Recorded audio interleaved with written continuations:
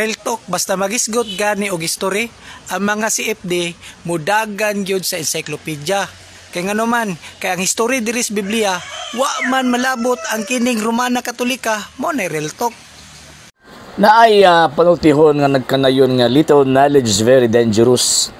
Kini nga ato ang gitawag og amigo, nagpadayag lamang nga ang iyang interpretation sa nakasulat sa balaang kasulatan wala siya laing support nga evidence o basis sa pagpamatuod nga ang iyang claim or ang iyang allegation or ang iyang gitawag og mga tubag factual and valid.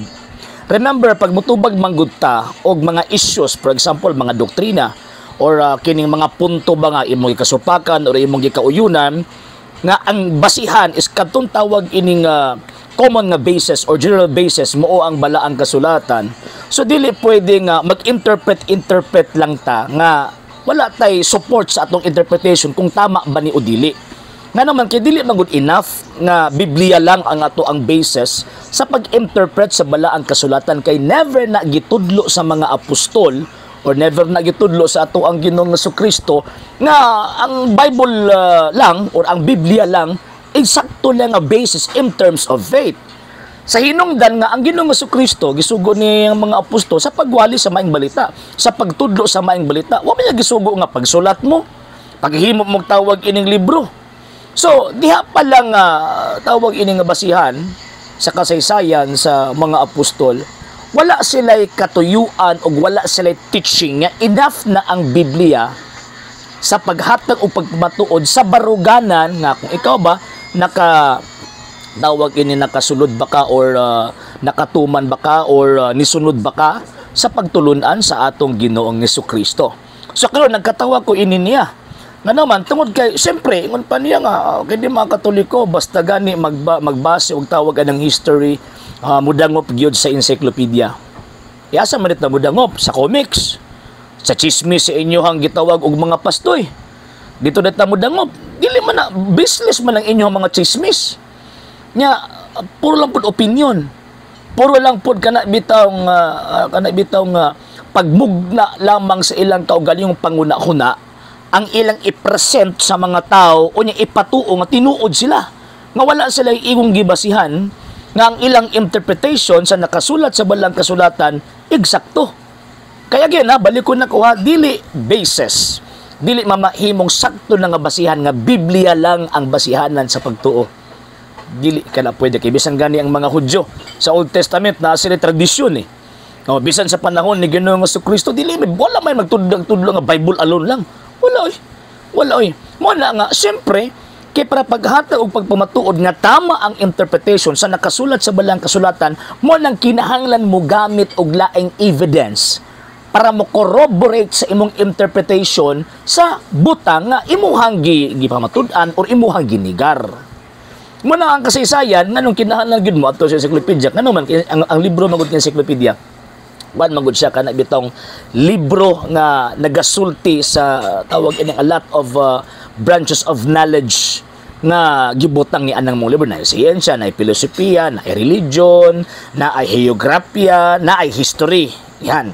So kanang gitawag og history sa tanang gitawag og field of knowledges or branches of knowledge. Kana lang ang history nga kuli lang kaayo or kuli kaayo nga naay mausab. Nga naman kin antilo sige magyapon sa tuki-tuki gihapon sa tawag ini nagkadaiyang kasaysayan sa kalibutan, pero in terms of religion ay wala. Never gyud na bag-o ang information sa kasaysayan nga ang Santa Iglesia Katolika Apostolika Romana mao nang iglesia gitukod sa tuang Ginoong Jesucristo. Nyamingon siya nga wala daw kunoy labot ang Romano Katoliko sa gitawag og Biblia kasi gasulti. Kamo? Unsa niyo pagkabalo nga kanang inyong pundok yung buto lang sa 18th century kining 70th Adventist. Unsa niyo pagkabalo nga naay koneksyon ng simbahang Katoliko sa kang Ginoong Jesucristo kaning buto mo after Martin Luther. So man na para pagnigar unta sa claim ng simbahang Katoliko dapat mohatag og ebidensya sa kasaysayan. Sige mo ingon nga sa encyclopedia tawag ining budangop. Nga nung kamo nga di mo kadangop. Nga naman tungod kay mga pangka mo nga kaya ng inyong pundok gitukod lang mga Amerikano. Mo man ni punto Kaya sa tinuod lang, kining mo ang mga tawahan og napagini basis in terms of history. Sige na nagkutlo. Tanawan ng mga taki sila simbang katolika. Sige kutlo sa history. Sige kutlo sa tawag ining kasaysayan para ingno na tinuod sila. Pero sa foundation, di na sila makutlo. Nga naman, mga pakong man, mga pangka man, yung mga din, nga dili, basta ang simbang katoliko, wala kunos Biblia, kamoy nagsulti. Pero ang kasaysayan nagsulti nga kanang iglesyang nakasulat sa Biblia mao na ang Iglesia Katolika Apostolika Romana. Again kasaysayan ang nagsulti. Ang encyclopedia ang nagsulti. Kamo mabasa ra ng inyong pundok iyan ni Kristo kung dito nas putos bulad. Basahon sige mo kita mga tawana.